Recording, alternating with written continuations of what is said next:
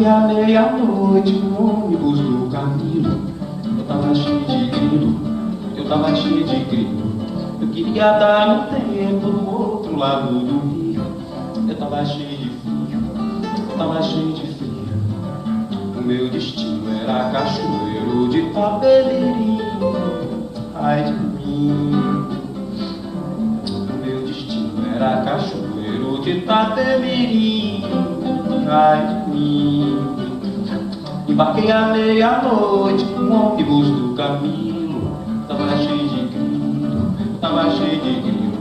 Eu queria dar um tempo do outro lado do rio.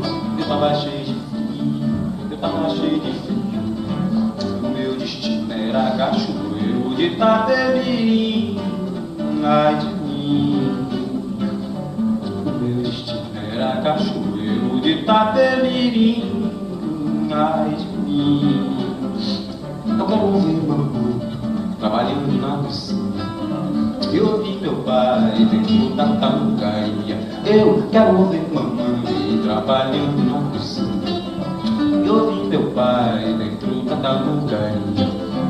E quem quiser cantar comigo, que se chegue para bem perto de mim. E meta o samba pelo microfone adentro e vá cantando até o fim. Ou meta o microfone pela boca dentro e pode ser que seja assim. Empurre o samba com meu trombone de vara e pode até não ser ruim. Vai.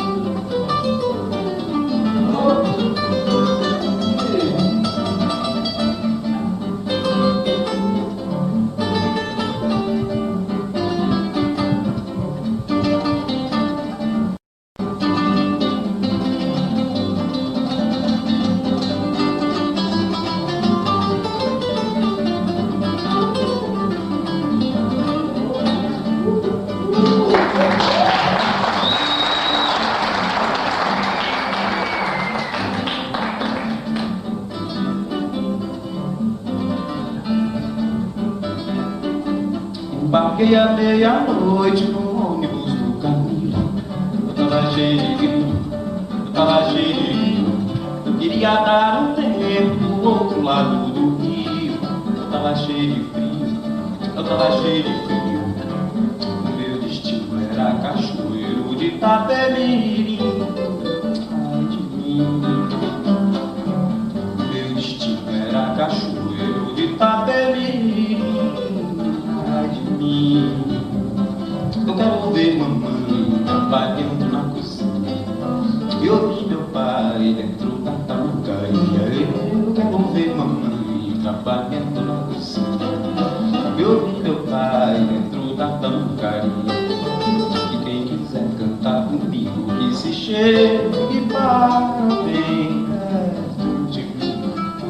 E meta o samba pelo microfone abrindo e vai até o fim.